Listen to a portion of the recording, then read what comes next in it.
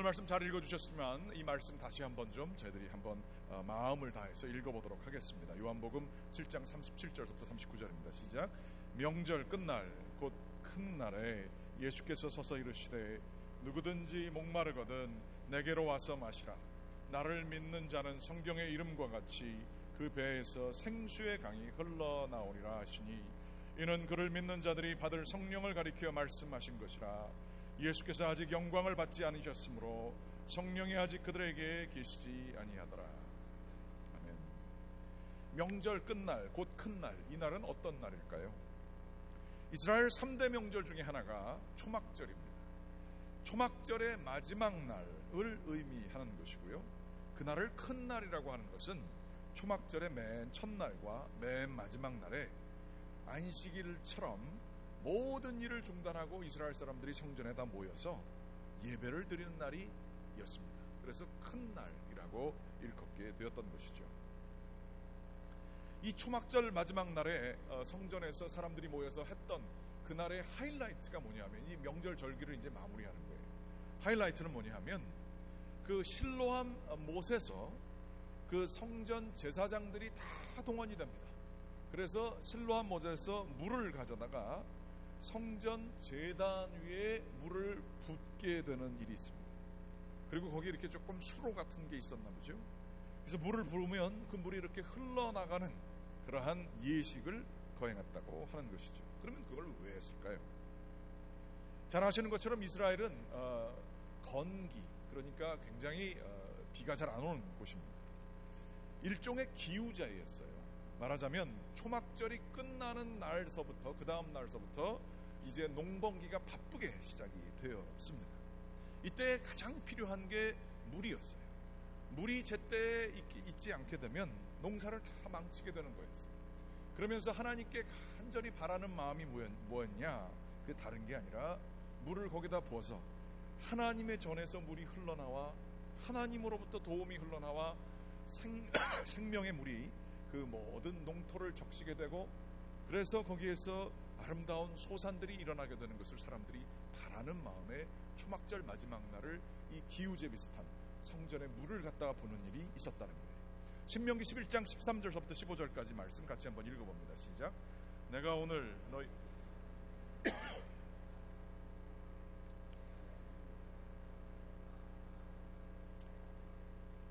여호와께서 너희의 땅에 이른 비 늦은 비를 적당한 때에 내리시리니 너희가 곡식과 포도주와 기름을 얻을 것이요 또 가축을 위하여 들에 풀이 나게 하시리니 내가 먹고 배부를 것이라. 이 신명기에서는 이것을 좀 더 깊은 영적인 의미로 보고 있어요. 실질적으로 문자적으로 성전에 물을 부어서 그게 흘러나가는 그러한 예식뿐만이 아니라 우리의 마음이 우리가 여호와를 사랑하고 마음을 다하고 뜻을 다하고 섬기게 되면 그게 물꼬를 튼다는 거예요. 그래서 이 하늘로부터 내려오는 이른 비 늦은 비, 이거 들어보셨죠? 교회에서 쓰는 용어입니다.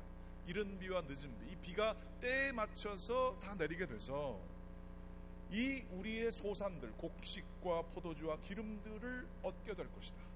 그 조건이 뭐냐? 이게 바로 하나님을 사랑하고 마음을 다하고 뜻을 다하여 섬기는 것이다. 이렇게 얘기를 하십니다. 그러니까 이 초막절 맨 마지막 날에 기우제와 같은 행사의 핵심 의미가 여기 있는 거예요. 하나님을 사랑하고 주님과 교통을 하게 되고 그분을 사랑하게 되면 거기서부터 생명이 오게 된다. 이런 말씀이었죠.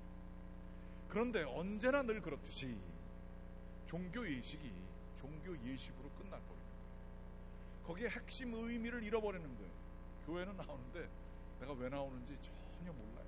그냥 나오는 거예요.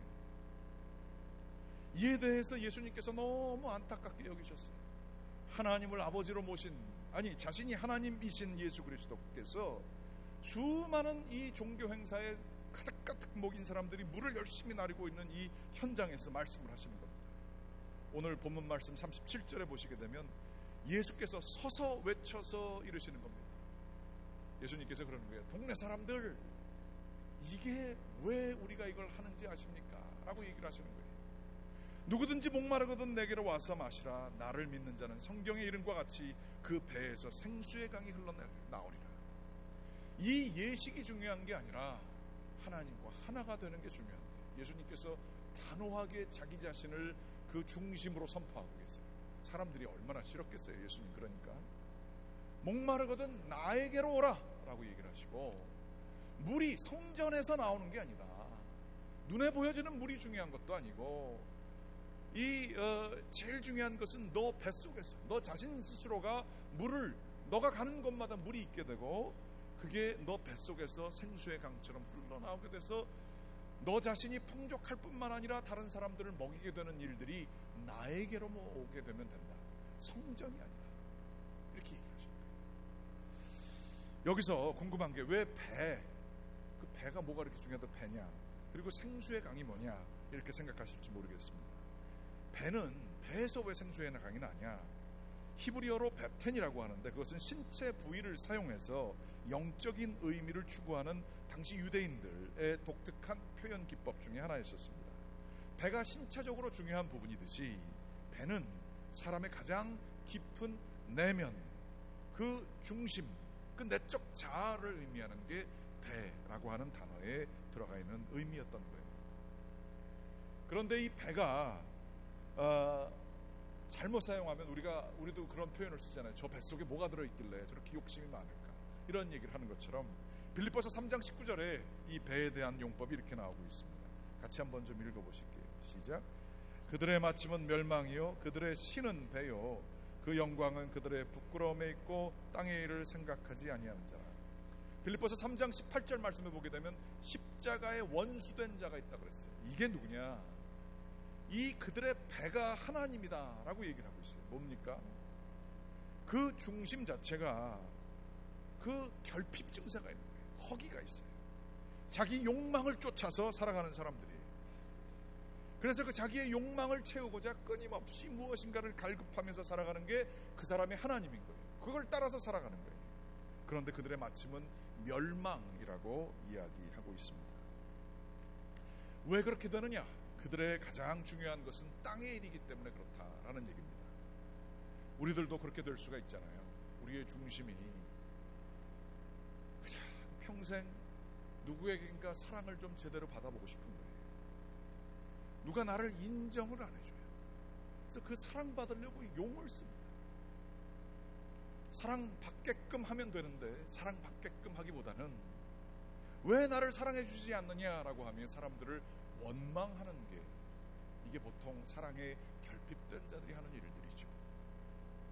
뿐만 아닙니다. 내가 정말 이 안정을 갈구해요. 내 삶에 좀 안정이 있게 되기를 원해요. 늘 힘들고 절절매고 그냥 억지로 사는 게 아니라 자원이 좀 풍부하고 돈이 좀 많아가지고 내가 좀 놀러도 다 다니고 좀 편안하게 좀 즐기고 너무 힘든 이민생활 안 하고 좀 이렇게 넉넉하게 있게 되는 게 나의 신이 될 수 있어요. 나의 하나님이 될 수 있어요. 뿐만 아니라 우리의 자존심이 하나님일 수 있어요. 내 마음에 안 드는 게 너무 많아요. 다 틀렸어요. 마음에 드는 게 하나도 없어요. 어느 것도 협조해 주기가 싫어요. 어떻게 사람들이 그렇게 옳고 그런 걸 모르는지 몰라요. 내 자신의 기준이 제일 중요합니다. 이거를 좀 인정해 주는 사람들은 그 사람 쓸만한 사람이고, 내 이 열심과 나의 옳은 생각과 나의 의의를 조금이라도 건드린 사람들은 아주 나쁜 사람들이에요. 그게 배가 자기의 신이 된다라고 하는 뜻이에요. 이 영혼의 중심, 내면의 중심이 하나님께로 향하여 하나님께서 시키는 것을 그 사람이 하는 것이 아니라 그 내면의 중심 자체가, 그 욕정 자체가, 그 열정 자체가 본능적으로 사용되어지는 것이 우리를 움직이는 힘이에요. 우리가 살아가는 이유가 이 뱃속을 챙기기 위해서 살아갈 때가 있다라는 것이죠. 그러나 예수님께서는 얘기하시기를 그 너희의 이 뱃속이 하나님으로부터 나오는 생수의 강이 그 속에서 흘러나올 수 있다는 거예요. 욕심 덩어리 속에 있는 그 썩은 것과 같은 그 마음들, 이런 것들이 아니라 거기가 바로 은혜의 근원지가 될 수 있다. 예수님이 얘기하시는, 어떻게? 누구든지 내게로 오면 이라고 얘기하시는 거예요. 그래서 우리가 오늘 찬양 부를 때 예수 이름에 그렇게 이름을 찬양한 거 아니겠어요? 그러면 거기서 왜 물이 나오고 강이 나오는가? 이스라엘은 물이 귀한 지역이므로 강의 개념도 우리의 것과는 좀 달랐습니다.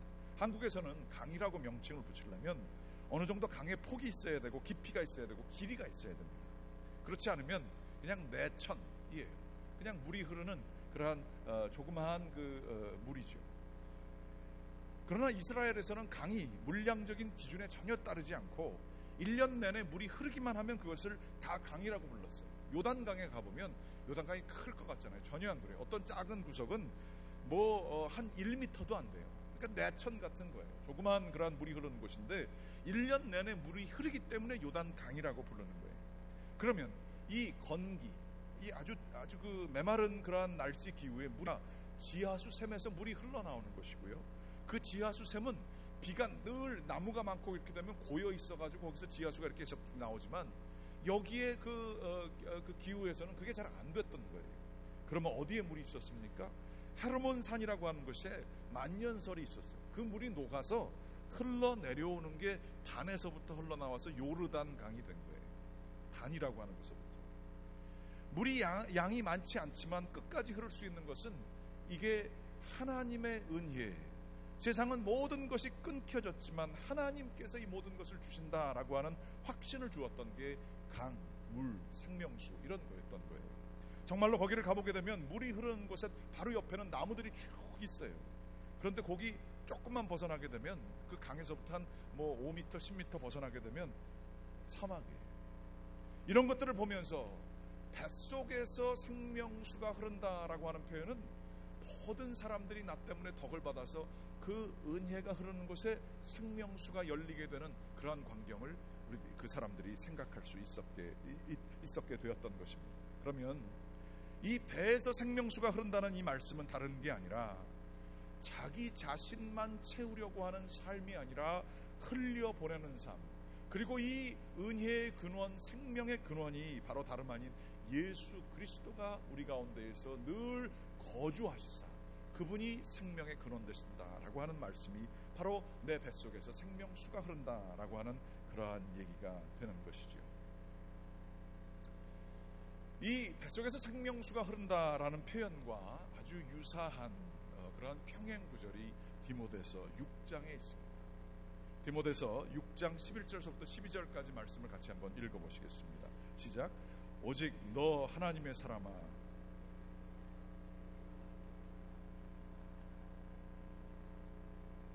믿음의 선한 싸움을 싸우라. 영생을 취하라.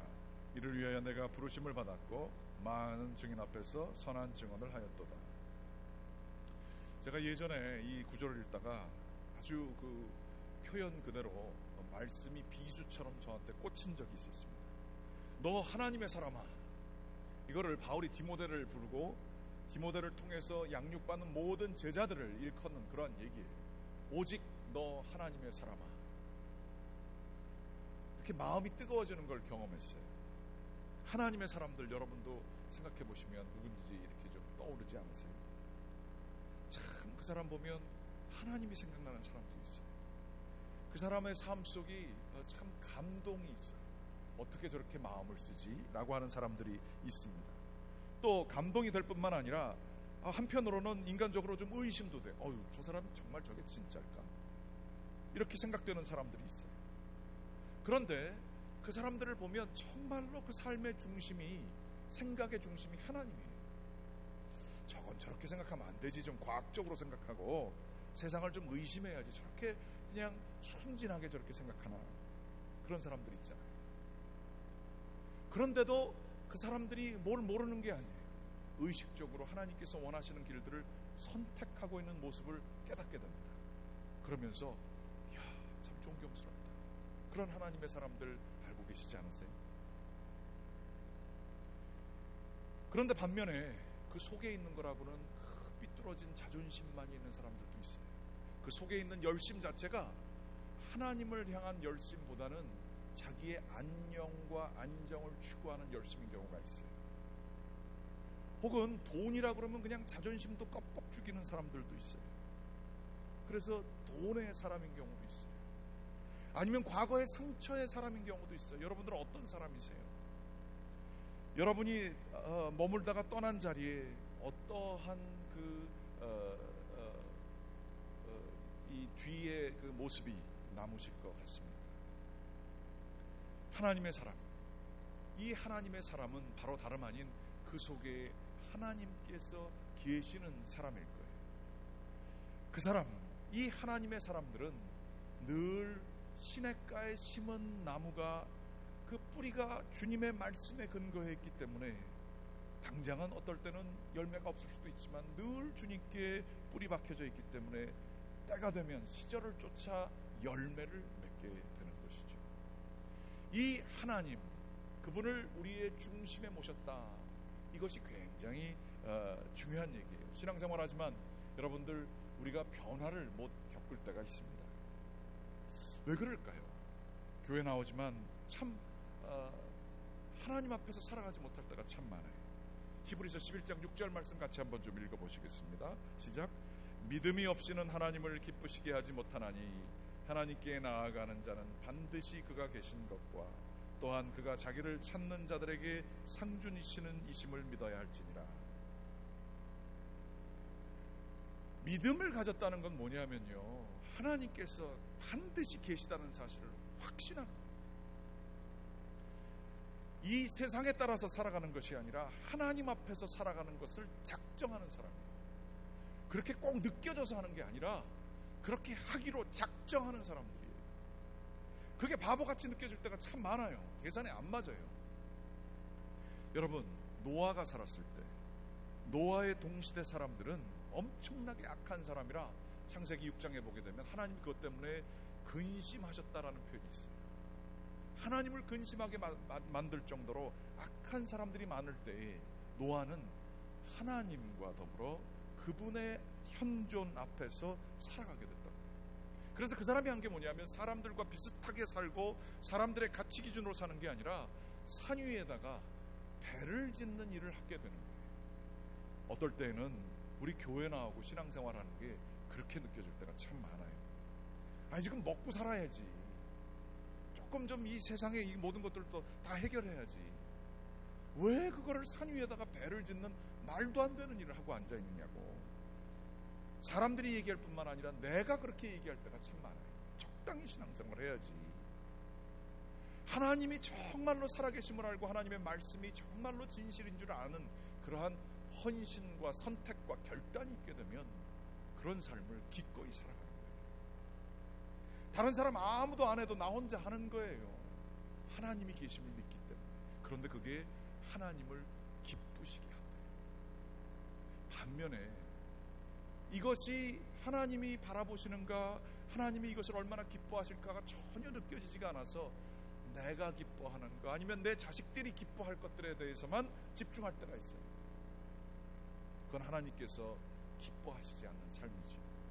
이 산 위에 배를 120년 동안 짓게 되는 이 삶이 종국에는 하나님께서 마지막에 우리에게 상 주시는 이심을 믿는 소망 가운데서 나가야 되는 거죠. 우리 같은 경우는 아무도 없고 정말 하나님의 사람이 없는 것 같이 느껴질 때에도 하나님 앞에서 혼자 끝까지 나가는 겁니다. 하나님 마지막 때가 있을 겁니다. 종말의 때가 있을 겁니다. 그때 하나님께서 나하고 결산하실 거잖아요. 저는 하나님 앞에서 살래요. 하나님께 플러스 되는 거 스코어 받으면서 살래요 라고 하며 하나님의 상급을 쫓아 살아가는 삶이 믿음의 삶이라는 거예요. 교회 오래 다녀도요, 이 두 가지를 까먹고 살 때가 많아요. 남들 얘기하는 거 듣고 귀에 그냥 그것만 그냥 해가지고 마음이 다 무너지는 경우가 많아요. 교회 사람이 뭐라 그러면 아유 나는 하나님이 안 보이고 교회에 그냥 안 좋은 것만 보여가지고 교회 안 나오는 사람들도 꽤 있어요. 너무 안타깝죠. 믿음이라고 하는 것은 하나님이 계신 것을 꼭 믿어야 되는 거고 그걸 위하여서 상 주시는 이심이 분이 계신 것을 믿고 늘 삶 속에서 그걸 향해서 아주 그냥 강하고 담대한 걸음으로 나아가는 거예요. 이 믿음이 있어야 하나님이 기뻐하시는 거거든요. 근데 하나님이 기뻐하시는 게 뭔지를 상상해 본 적도 없어요. 사람들이 뭐라 그러나. 그게 제일 중요한 일이 될 때가 있어요. 하나님의 사람아, 너 오직 하나님의 사람아는 다름 아니라 하나님이 누구이신지를 알고 하나님이 기뻐하시면 얼마나 좋으실까. 그게 나의 기쁨이 되는 거예요. 하나님이 신나하시는 거를 내가 좋아하는 거예요. 여러분 그런 생각 해보신 적 있으세요? 하나님께서 기뻐하시는 일들을 하기 위해서 믿음을 가지고 또 상 주시는 이심을 믿고 살아가는 이 삶, 이게 축복의 삶인 줄 여러분들 믿으시기 바라겠습니다. 이 하나님의 사람에 대해서 얘기를 하고 디모데전서 6장 17절서부터 18절의 말씀엔 이런 말씀이 쓰여져 있어요. 같이 한번 좀 읽어보시겠습니다. 시작. 내가 이 세대에서 정함이 없는 재물에 소망을 두지 말고 오직 우리에게 모든 것을 후히 주시사 누리게 하시는 하나님께 두며 선을 행하고 선한 산업을 많이 하고 나누어 하기를 표하며 너그러운 자가 되라. 하나님의 사람아, 이게 디모데전서 같은 6장에서 하는 얘기예요. 불러놓으시고요, 이 하나님의 사람이 하나님의 사람을 만들게 될 때 너가 뭘 해야 되냐 하면 이 시대에 돈 좀 벌었다는 사람들, 부한 사람들 있지 않냐, 명하라, 그렇게 얘기하고 있어요. 저도 좀 따라해서 해봅니다. 돈 좀 가지고 계신 분 계십니까? 하나님의 이름으로 명합니다. 마음을 높은 데 두지 마십시오. 정함이 없는 재물이 여러분의 자존심이라고 생각하지 마십시오. 내가 돈이 이 정도 있는데 사람들이 내 말 들어야지, 내가 어떤 사람인데 얼만큼 노력해서 이거 벌었는데, 거기에 소망 두시고 거기에 자아의 정체성 찾지 마십시오. 성경에서 얘기하는 것은 오직 우리에게 모든 것을 후히 주시사 누리게 하시는 하나님께 소망을 두라고 하고 있어요. 이 명령해라라고 있어요. 하나님께 소망 두시는 여러분들 되시기를 간절히 기원합니다. 아니, 명령합니다. 성경에 따라서 하나님께 소망을 두는 자들은 선을 행하게 되어 있습니다. 선한 사업을 많이 하게 됩니다. 나누어 주기를 좋아합니다. 너그러운 자가 됩니다. 이게 바로 생명수가 흐르는 거예요. 예수 그리스도를 내 마음에 모시게 되면 거기서 생수가 흐르는 것처럼 하나님의 사람으로 하나님께 소망을 두고 하나님과 동행하는 사람들은 반드시 선이 행해지고 선한 사업이 나뉘어지게 되며 그 너그러운 자가 되어 사람들을 살리는 일들이 있게 되어진다라는 그러한 말씀이에요. 어제 제가 1:1 제자 양육 졸업식에 가게 됐습니다. 상반기 하반기 이렇게 두 번씩 모이는데 제 교회에서 아주 가장 귀하게 여기는 그러한 프로그램들 중에 하나입니다. 이 1:1 제자 양육하면서 매번 할 때마다 눈물이 꼭 있어요. 그 간증을 나누는데 아주 좀 감동 스토리들이 너무너무 많아서 제가 참여하기를 가장 즐거워하는 그러한 이 1:1 프로그램에 어제도 갔는데요. 참 재밌는 일이 있어요. 같이 이렇게 은혜를 나누는 시간이 됐는데 어떤 분이 간증을 나누려고 지난 16주 동안 같이 1:1 제자 양육했습니다. 간증을 나누려고 딱 마이크를 잡았는데 갑자기 눈물이 콱 쏟아지시나 봐요. 그래서 그 간증을 못 하시고 옆에 사람에게 나 좀 이따 할게요 하나 나눠줬습니다. 근데 거기 마이크에 뭐가 고춧가루가 묻었나 최루탄이 있었나, 그분도 그걸 봤더니 간증을 하시면서 계속 우시는 거예요. 하도 우셔가지고 아주 감동, 은혜의 간증을 해주시면서 우시는 게 조금 자기도 좀 그러셨는지 제가 우는 거는 슬퍼서 우는 거 아니에요. 은혜 받고 너무 기뻐서 울어요. 그런 얘기를 하셨어요. 제가 그걸 이렇게 보면서 제 마음에도 깊은 감동이 됐습니다. 그러면서 제 머릿속엔 설교하느라고 이 생수의 강이 흘러넘친다 이런 얘기가 있었잖아요. 그러면서 그분들 보면서 이게 이거구나 이런 생각을 아주 문자적으로 하게 됐어요. 예수 그리스도의 은혜가 여러분 삶 속에 오게 되면요, 눈물이 납니다. 눈물이 생수의 강의 시작이 되는 것을 여러분들 믿으시기 바랍니다. 여러분 하나님 때문에 눈물 흘린 적 언제예요? 기억이 안 나요? 하나님 때문에 감동해서 너무 기뻐서 하나님 참 감사합니다 느끼셨던 때가 언제? 슬퍼서 울고 자기의 처지가 불쌍해서 울고 답답해서 울고 하는 거 말고 하나님께서 너무 살아계신 게 느껴져서 울으셨던 적이 언제세요? 여러분, 이 눈물이 있어야 신앙이 살아있는 거예요. 이 눈물을 사모해야 돼요. 이게 쉽지 않죠. 남자분들 같은 경우 뭐 눈물 흘리는 거를 사모해라니. 근데 남자들도 보니까 나이들 들으시면 드라마 보면서 혼자서 훌쩍 거리시는 분들 꽤 많으세요. 괜히 그냥 뭐 괜찮은 척하고 그러는데 남자들도 알고 보면 눈물 많아요. 하나님 때문에 눈물 흘리시는 것을 원해 보시기 바랍니다. 그게 뭘까요? 왜 눈물이 날까요? 그게 참 신기해요. 어떤 분은 교회에 나오는 걸 생각해 본 적도 없는데 한국에서 이민 와가지고 이렇게 살다가 교회에 그냥 자리 와서 탁 앉았는데 갑자기 눈물이 그냥 확 쏟아지더래. 이해할 수가 없더래. 눈물이 그렇게 쏟아지더래. 근데 제가 이 눈물에 반대되는 걸 알아요. 어떨 때 눈물이 안 나오고 속에서 불이 나오냐 하면 화날 때, 너무너무 화날 때, 뭐 만족이 안 될 때, 영적으로 너무 메말라가지고 자극되는 거 없나, 뭐 좀 맛있는 거 좀 먹으러 가야 되는데, 뭐 어디 좀 재밌는 거 없나, 어디 여행 좀 가야지, 내 삶이 너무 지루해요, 그래서 뭐 좀 누구 좀 재밌는 사람 만나야 되지 않나, 이게 내 가슴을 다 채울 때가 있어요. 거긴 눈물 없어요. 기쁨 없어요. 거기에는 갈증만 있어요. 아마 우리의 중심 배가 신인지도 몰라요. 그러나 내 마음속에 하나님이 계시면 눈물이 나는데 거기에는 만족이 있어요. 깊은 만족이 있어요.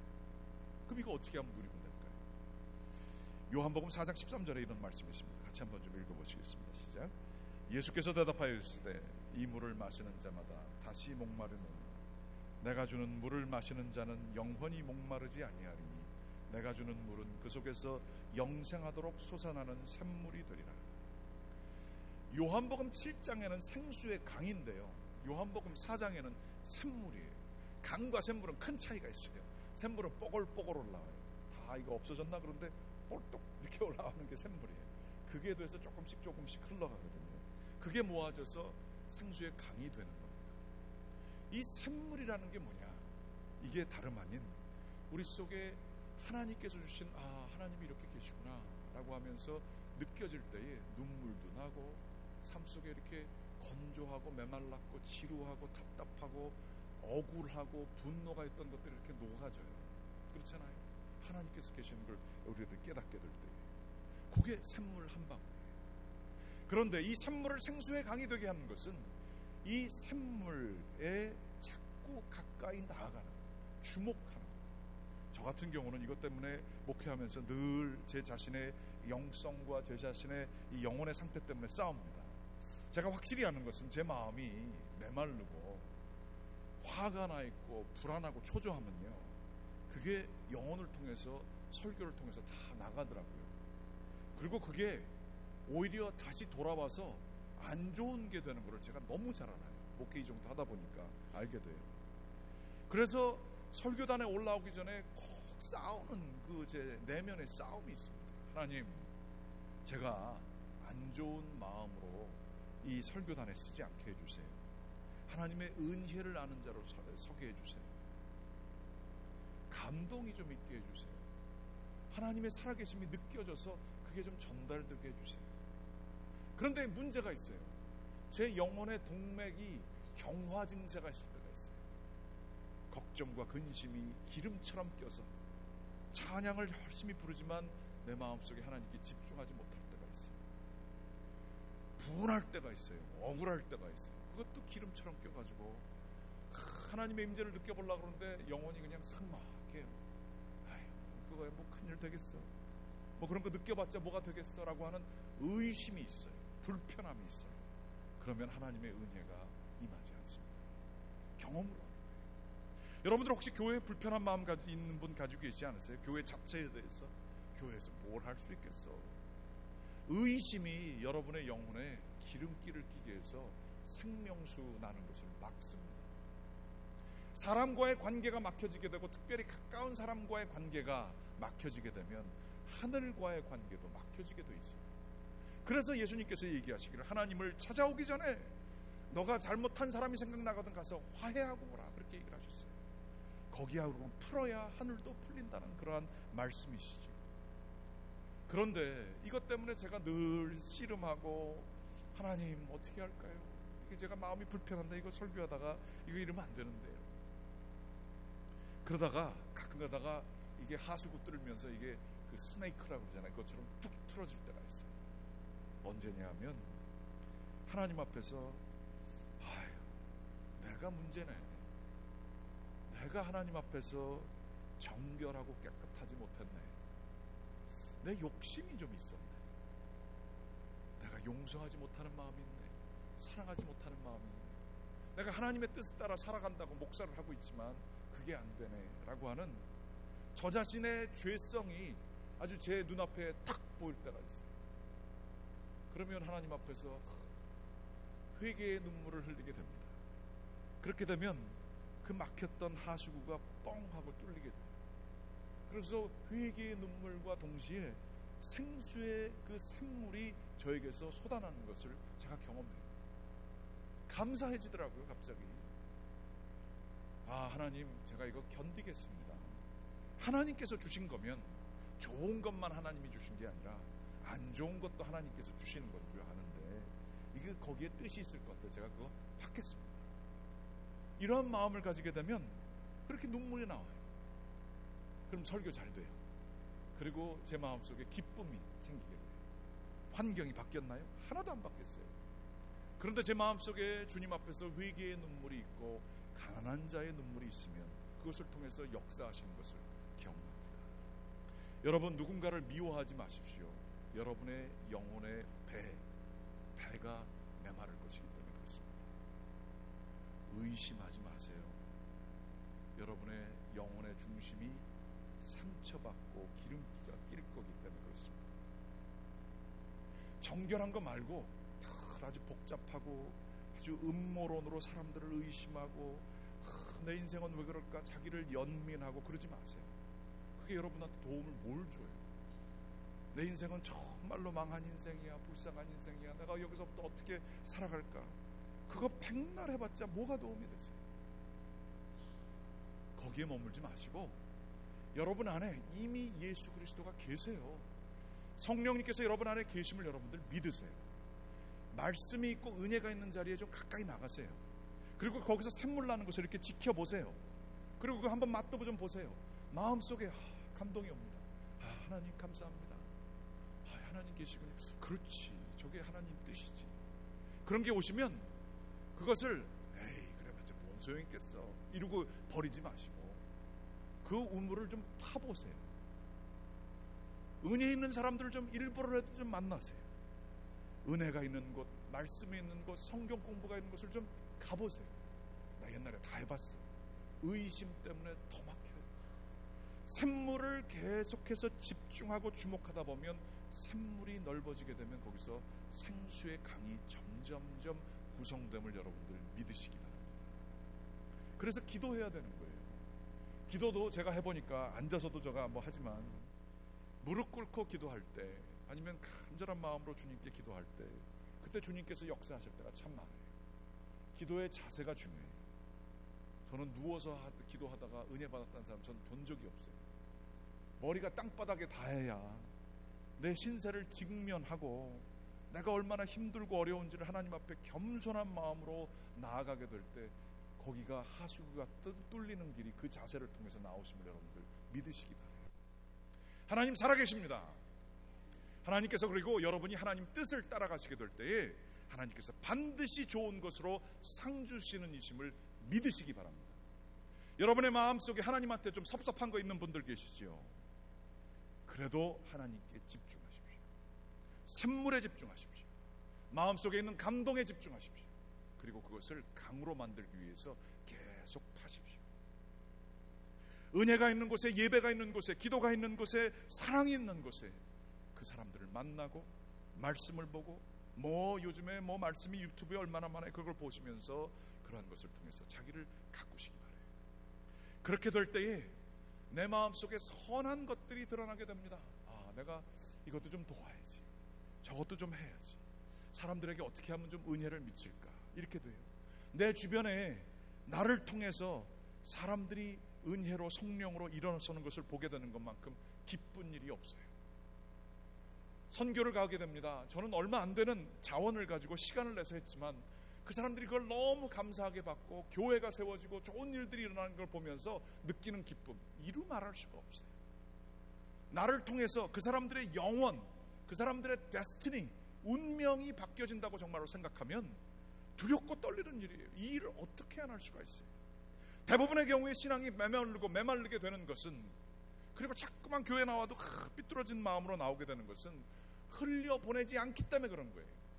수많은 은혜를 받고 수많은 말씀을 받고 수많은 샘물들이 그 안에서 하나님 말씀을 경험하면서 있지만 남들을 섬기고 은혜를 내어주는 일을 하지 않기 때문에 썩어버리는 사해처럼 되어버리는 거예요. 사해 주변에는 나무가 없습니다. 흘러보내게 될 때에 거기에서 생명들이 일어나게 되는 거예요. 사역하시기 바라요. 어떤 일이라도 맡아서 주님의 이름 때문에 시간을 내고 마음을 내고 정성을 써서 하나님의 일이기 때문에 하는 일들을 하시기 바랍니다. 그게 없으시면 교회 오시다가 휴지 있으면 휴지라도 지우세요. 교회 오다가 화장실 있으면 화장실 청소하세요.